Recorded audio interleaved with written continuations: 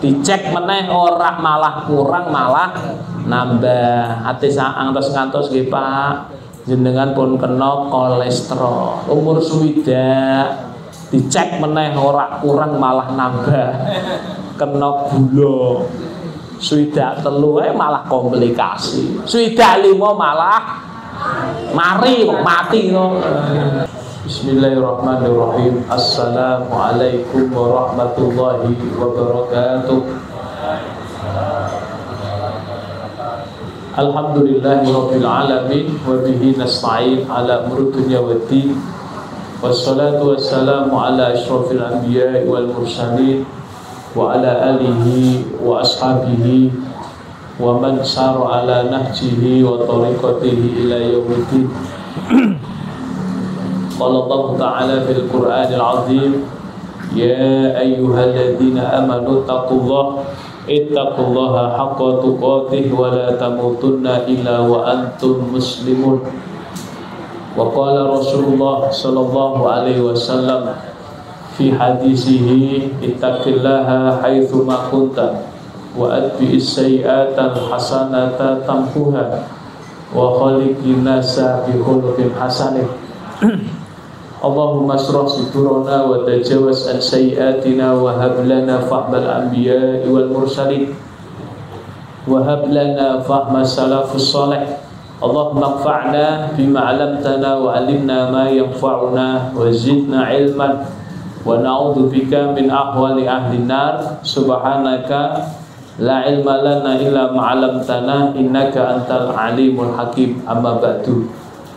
Bapak-bapak, ibu-ibu, jamaah yang mudah-mudahan dirahmati oleh Allah.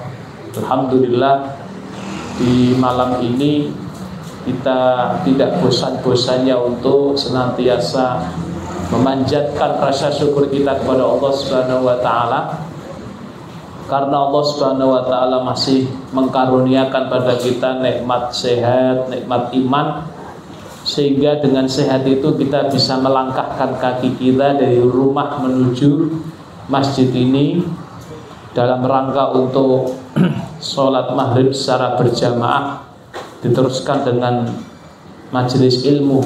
Mudah-mudahan sholat maghrib yang kita kerjakan tadi diterima oleh Allah Subhanahu wa taala. Amin Allahumma amin.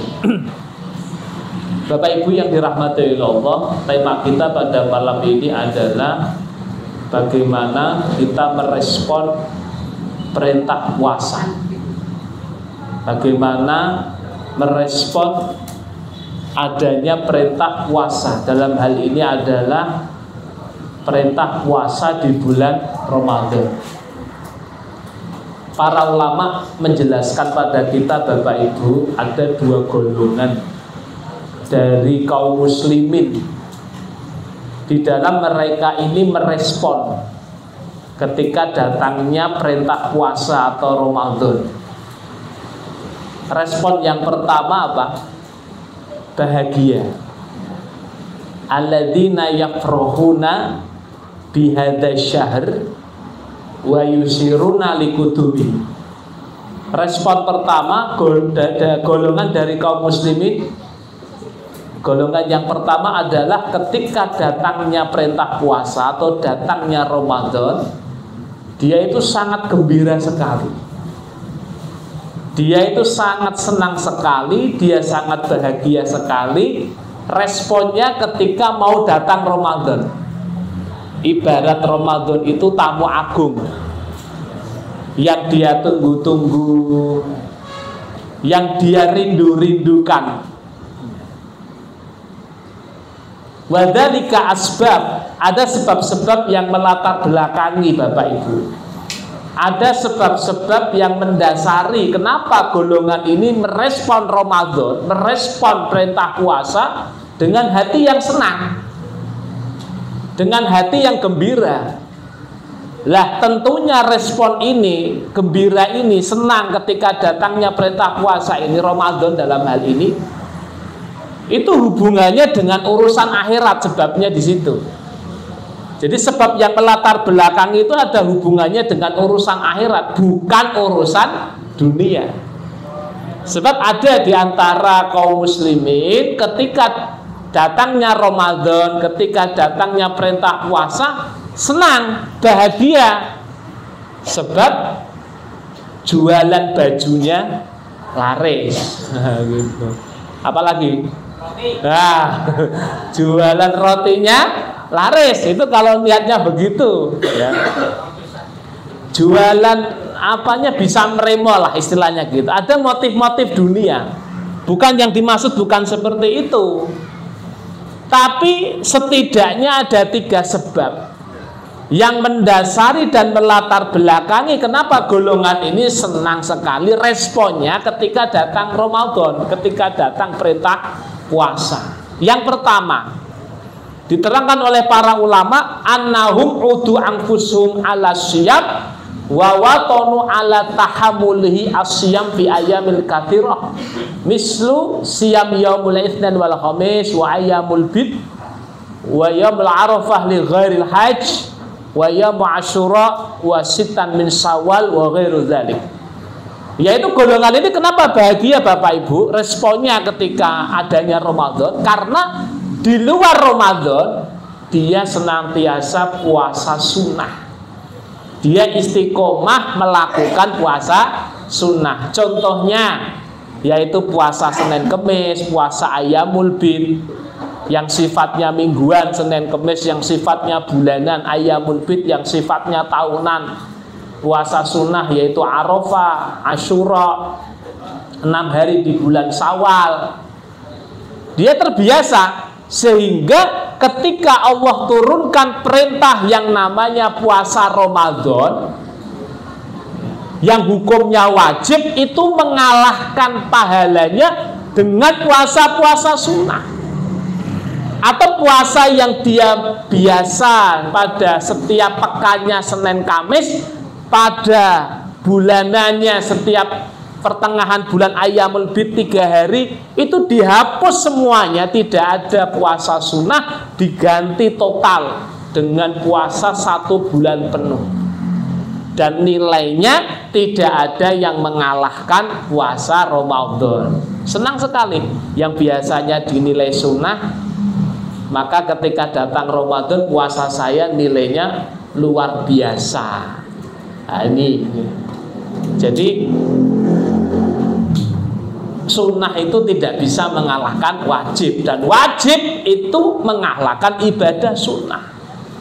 Makanya jangan sampai lebih mengutamakan ibadah sunnah daripada yang wajib.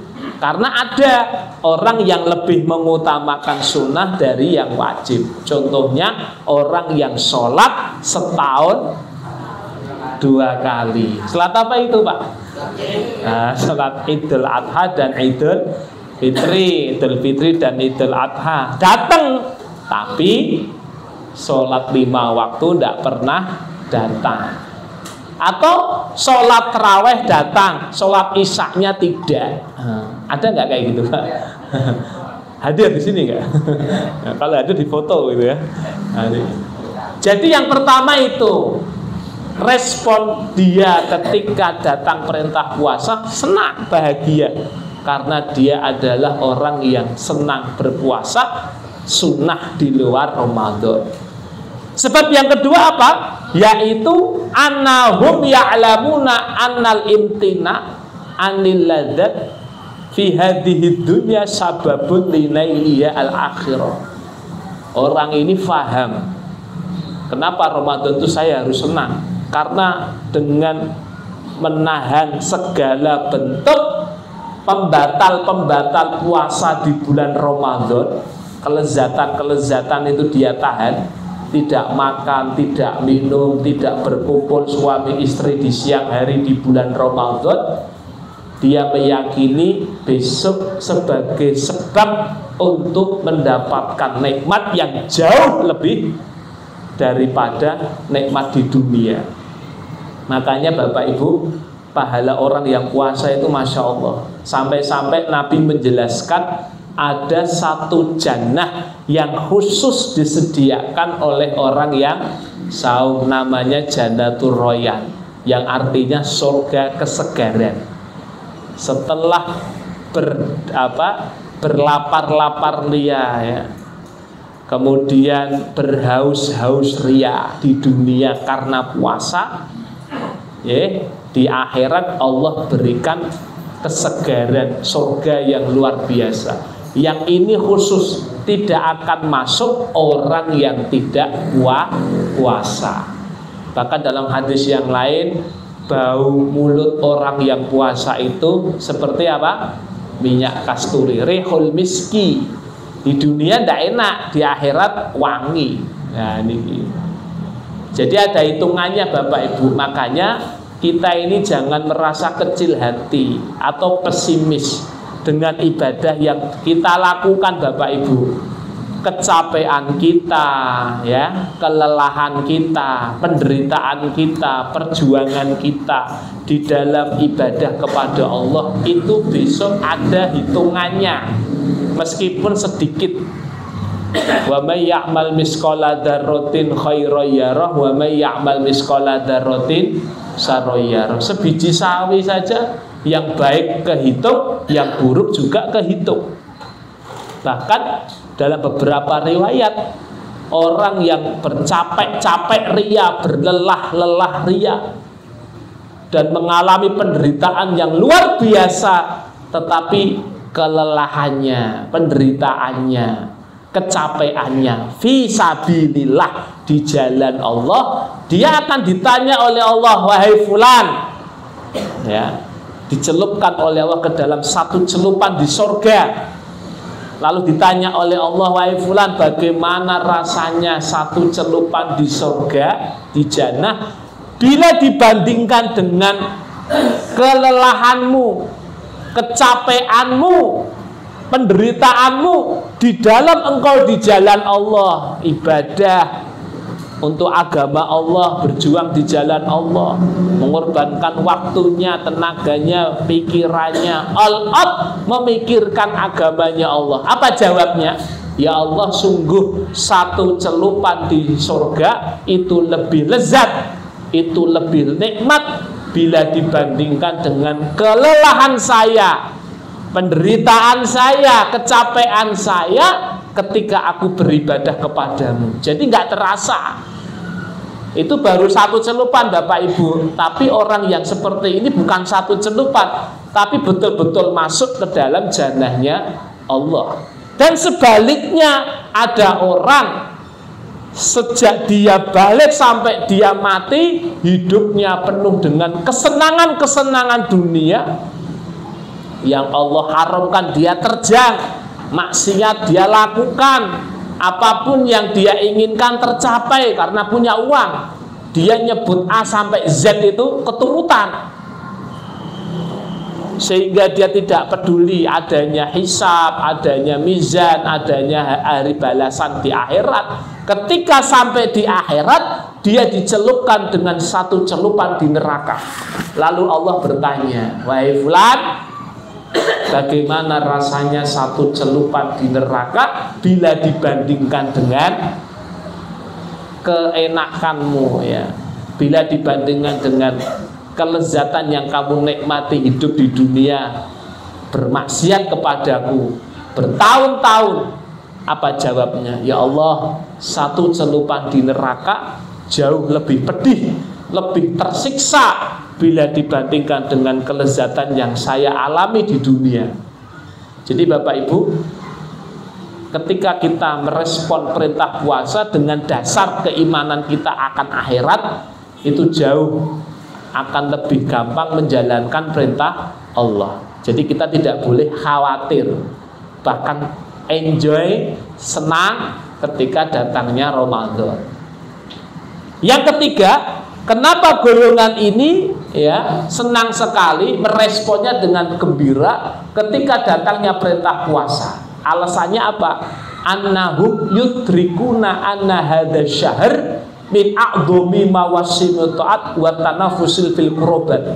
Karena dia faham bahwasanya Ramadan adalah momentum yang paling tepat untuk berlomba-lomba dalam kebaikan. Makanya Nabi mengatakan, idza ja'a Ramadan futihat abwabul jannah wa ghuliqat abwabun nar wa sufidatis syayatin.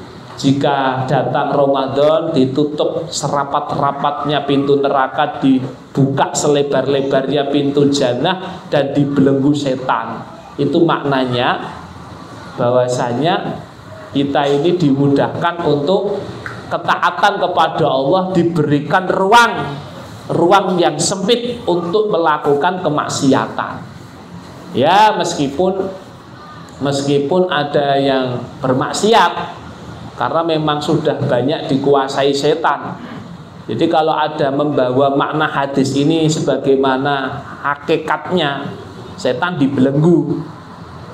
Ada yang bertanya, kalau dibelenggu kenapa kok masih banyak maksiat? Nah, ini ada orang yang kerjaannya pelacur, terawih, habis terawih kerja lagi gitu ya. Nah, ini itu ternyata setan itu juga ngajari manusia ya. Ketika di luar Ramadan dia banyak dikuasai, sehingga ketika dia dibelenggu, dia mudah sekali berbuat maksiat tanpa dipandu oleh setan. Kalau udah seperti ini sangat parah sekali, tidak punya benteng. Padahal diperintahkan untuk jangan ikuti langkah-langkah setan. Bapak Ibu yang dirahmati oleh Allah, ini golongan yang pertama, merespon perintah puasa atau Ramadan dengan hati yang gembira, dengan rasa yang senang. Kemudian yang kedua, ini golongan yang kedua, merespon Ramadan dengan berat hati. Wah, ini alladzina yastaqiluna wa yasta'zimuna masyaqqa. Dalam hatinya tuh berat kayak diburi watu ya. Aduh, poso sebulan meneh, hawane panas meneh. Jadi hatinya itu enggak responnya itu berat lah, enggak seneng, bahkan aja poso sik gitu. Ini malah nanti saya kurus deh gitu. Naudzubillah min dzalik. Lah ternyata ada sebab-sebab yang mendasari kenapa golongan ini, yang kedua ini responnya dengan perintah puasa atau Ramadan, responnya dengan hati yang berat. Ada dua faktor yang mendasari kenapa golongan ini berat. Satu, annahum iqtadu ala tawassu'i fil muladzat wasyahwat minal ma'akil wal masyarib wal manakih. Karena golongan ini apa Bapak Ibu? Di luar Ramadan adalah orang yang melampaui batas, berlebih-lebihan di dalam masalah makan, minum, serta jima. Jadi kehidupannya itu minat to'am ila to'am, dari satu ke makanan yang lain, dari satu kuliner ya, dari satu kuliner ke kuliner yang lain. Bahkan badannya itu sampai beratnya 100 kilo itu nggak kerosok gitu ya.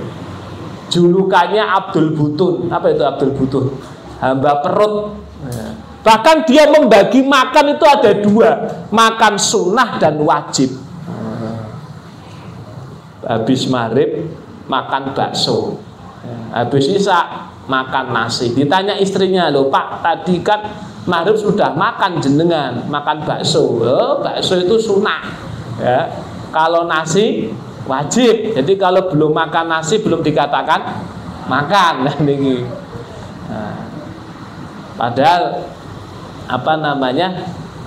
ketika berlebih-lebihan ini, benar-benar besar makan, bahkan dia tidak pernah puasa sama sekali di luar Ramadan. Bagi orang yang seperti ini sangat berat karena tidak terbiasa untuk berlapar-lapar ria atau saum sunnah. Yang kedua, annahum qaumun azuma taksiruhum fi ta'ah hatta wa inna minhum qad yufarritu fil wajib wal faraid. Kenapa golongan ini kok responnya ketika ada perintah puasa, dalam hal ini Ramadan, dia itu berat? Karena di luar Ramadan adalah orang ini apa Bapak Ibu? Ketaatannya sedikit sekali kepada Allah, bahkan terkadang meninggalkan yang wajib. Nah ini, makanya kalau di luar Ramadan ini kok orang ini keset, males dalam ibadah, ya jangan berharap dia di Ramadan itu mampu untuk melaksanakan amalan-amalan unggulan. Bagaimana dia akan respon sholat taraweh, menu-menu Ramadan, yaitu sholat taraweh, kalau di luar Ramadan saja jarang tahajud. Bagaimana dia akan merespon puasa Ramadan dengan sebulan penuh, dengan hati yang gembira, hati yang senang, kalau di luar Ramadan dia jarang puasa. Bagaimana dia akan merespon menu Ramadan, yaitu bacaan Al-Quran, yang kalau dibaca Masya Allah nilai pahalanya. Menu membaca Quran di bulan Ramadan itu bagaimana akan direspon dengan semangat, kalau di luar Ramadan saja tidak pernah membaca Quran. Nah ini Bapak Ibu, jadi ketika ada orang kok ketaatannya sedikit sekali, ini agak berat untuk menjumpai Ramadan. Makanya kita lihat hari ini masyarakat kita itu ketika melakukan amalan Ramadan itu semangatnya hanya pada awal-awal. Taraweh, kalau awal Ramadan itu Masya Allah, jamaah itu mengalami kemunduran. Kemunduran maksud softnya itu sampai belakang, bahkan nutup jalan. Bahkan ibu-ibu itu sudah pasang apa Bu? Sajadah sebelum adzan isya, istilahnya ngapling. Ini kalau ini jangan direbut, ini milik saya. Tapi kalau sudah mendekati hari raya, kurang 5 hari, jamaah mengalami kemajuan. Jadi berapa sof Pak? Insya Allah di sini enggak ya Pak ya? Ada yang sampai istiqomah dari awal sampai mau hari raya itu jamaahnya itu kebuak terus kayak orang jemaatan gitu. Rata-rata ini hampir ya, di riset memang begitu. Rata-rata ya kalau sudah H-10 ya itu sudah separuh. H-9 ya sudah tinggal 4 sof. H-8 3 sof. H-7 2, H-5 1 sof. Bahkan H-2 imam karo makmum wedok siji. Ya Allah. Nah ini ki, jadi tidak mudah ya. Makanya butuh yang namanya latihan. Karena Ramadan itu ibarat suatu perlombaan yang nanti kita akan bertanding melawan hawa nafsu kita. Ketika orang mau berlomba, mau melakukan perlombaan, harus mempersiapkan diri. Nah ini penting. Ketika dia nggak mempersiapkan diri, dia akan kalah. Sehingga ketika mempersiapkan diri, meskipun tidak sampai menang semua, tapi paling tidak maksimal. Sangat berbeda sekali dengan orang yang mengikuti perlombaan yang tidak persiapan. Lebih-lebih yang kita lakukan ini adalah perlombaan di bulan yang sangat mulia. Saya kalau baca tulisan para ulama itu, di antara keutamaan Ramadan itu banyak sekali. Bulan kesabaran, bulan Al-Quran, bulan di dalamnya dibuka pintu surga, ditutup pintu neraka, dibelenggu setan. Bulan di dalamnya ada Lailatul Qadar, yang mana kalau kita ibadah nilainya 80-an tahun. Ini kalau orang yang cerdas, responnya langsung tenanan. Kita sadar diri, umur kita pendek. Makanya saya pernah baca beberapa keterangan ulama. Ada sahabat yang pernah nanya sama Rasulullah, ya Rasulullah, umat terdahulu itu umurnya panjang-panjang. Contohnya umatnya Nabi Nuh, umurnya 950 tahun. Kira-kira ada nggak Bapak Ibu umurnya umatnya Nabi Muhammad 900 tahun? Tidak ada. Sudah deh, 500 tahun ada nggak? 300 tahun? 200 tahun? 150 tahun? 100 ada? Ada nggak? Ada, tapi bisa dihitung ya. 95 ada kemarin seorang ulama nggih, Profesor Dr. Kiai Haji Ali Yafi meninggal di usia 90-an ya, 95-an. Tapi itu sedikit. Dan Nabi sudah jauh-jauh memberikan peringatan, a'marun ummati baina sitin wa sab'in. Umur umatku itu antara 60 sampai 70. Makanya betul ya Bapak Ibu, kadang-kadang di usia 50 kadang sudah badannya itu sudah nggak enak rasanya. Dicek laboratorium, dokternya bilang ngantos-ngantos nggih Bu, jenengan pun kena tensinya. Umur 55 ya. Dicek meneh ora malah kurang malah nambah. Ati ngantos-ngantos nggih Pak, jenengan pun kena kolesterol. Umur swidak dicek meneh ora kurang malah nambah. Kena gula. Swidak telu malah komplikasi. Swidak 5 malah mari kok mati kok. Senenge ndongake mati kok jenengan. Mari. Bisa mari enggak? Bisa. Senenge gue mati kok ndak wayahe saiki. Ndak boleh ya. Lah niki nggih. Dan itu sudah ada juga tanda-tanda di fisik kita. Utusan malaikat maut. Bila yang rambutnya hitam sekarang memutih, itu utusan malaikat maut sebelum malaikatnya datang.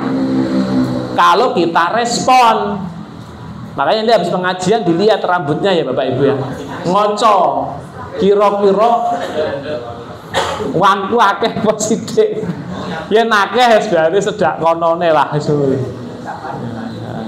Dhisik kulite kenceng saiki keriput, itu tondo-tondo. Jadi ada isyarat alam ya, kauniyah alamiah kita sudah krasa. Dulu degek kuat, saiki encok. Sujud suwi wis aduh. Rukuk ya ngoten niku. Tarawih suwi sithik protes. Imame dirasani ning bakul belanjan. Kae lho imame ora perasaan. Ngerti aku susu olah-olah ubah-ubah ngedusi bocah awake nganti nglungkrah ngono ya daune kaya sepur. Akhirnya survei denen. Golek masjid sing macane imame inna a'taina kae napa? Salat andalane jenengan iku lho. Trikul. Ya 3 trikul ya. Tambah siji. Qul ya ayyuhal kafirun. Oh, tapi aja salah. Qul ya ayyuhal kafirun itu surat terpanjang dalam Al-Qur'an. Kenapa? Karena bacanya nggak pernah tuntas gitu. Iya, wal kafirun a'budu ma ta'budun wala antum a'buduna ma a'bud wala ana a'budu ma abatum wala antum a'buduna ma a'bud wala ana a'budu ma abatum wala antum. Jadi iso mlebu ra iso metu, Pak. Wong makmume wis ngomong lakum wangele kok. Nah niku. Wong kadang batine tekan wala asri kok. Ya Allah. Nah niki nggih. Jadi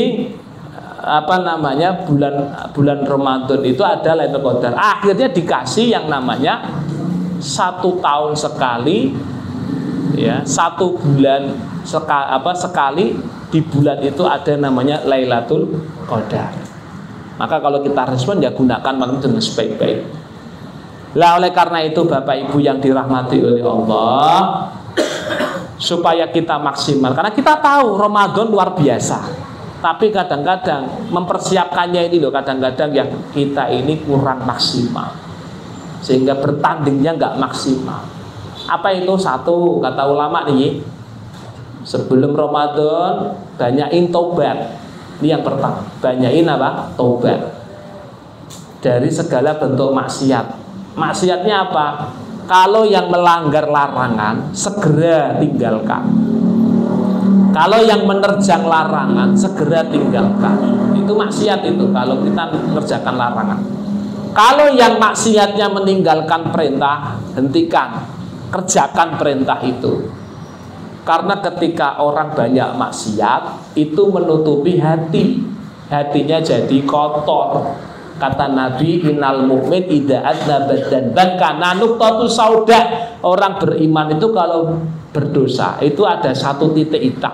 Kalau dibiarkan terus titiknya nambah. Kalau dibiarkan terus nambah, nggak pernah tobat, akhirnya gelap. kalau gelap hatinya, sulit untuk mau menerima kebaikan, apalagi mau melakukan kebaikan. Karena maaf, urusan amal soleh itu bukan ditinjau dari kuatnya fisik saja. Hati itu berpengaruh. Makanya Bapak Ibu, kalau ada orang kok dikarunia oleh Allah, dia sehari kok bisa baca Quran 5 juz, itu taufik.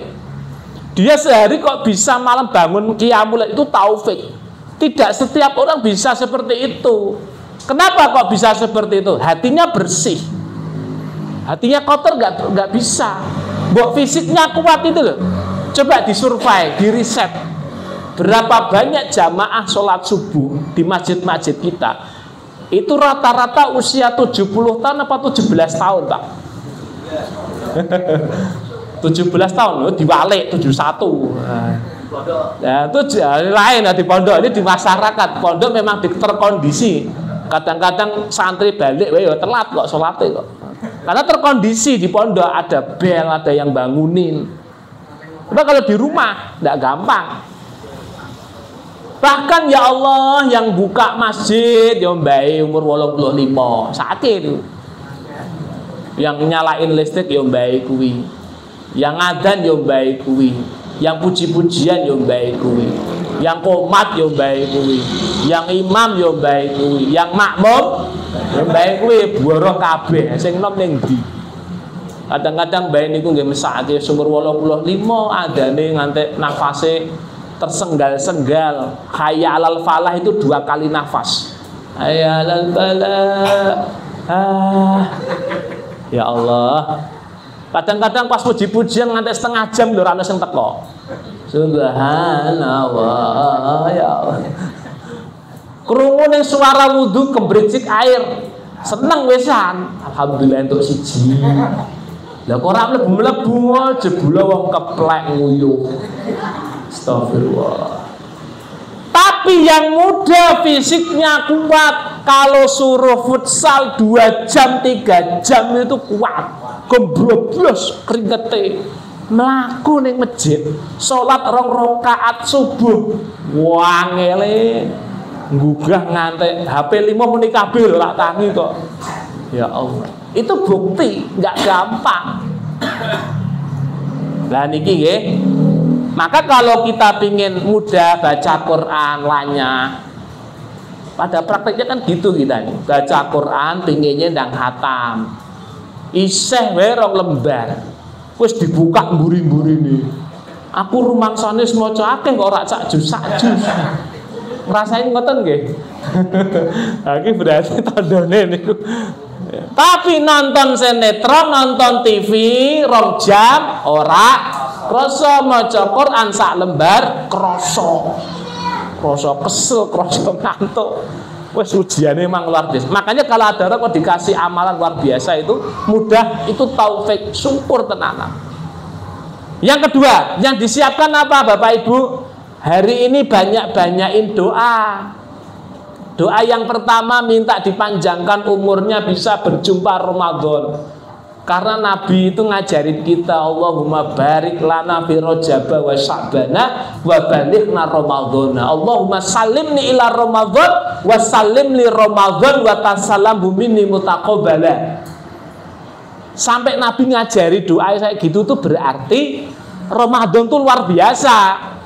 Tidak pernah doa yang lain untuk dipanjangkan umur untuk mendapatkan bulan selain bulan Ramadan. Bahkan sahabat Nabi malah sudah doanya nggak mulai bulan Rajab, malah bulan Rabiul Tsani, 6 bulan sebelum Ramadan. Saking mulianya ya. Terus apalagi yang kita doain?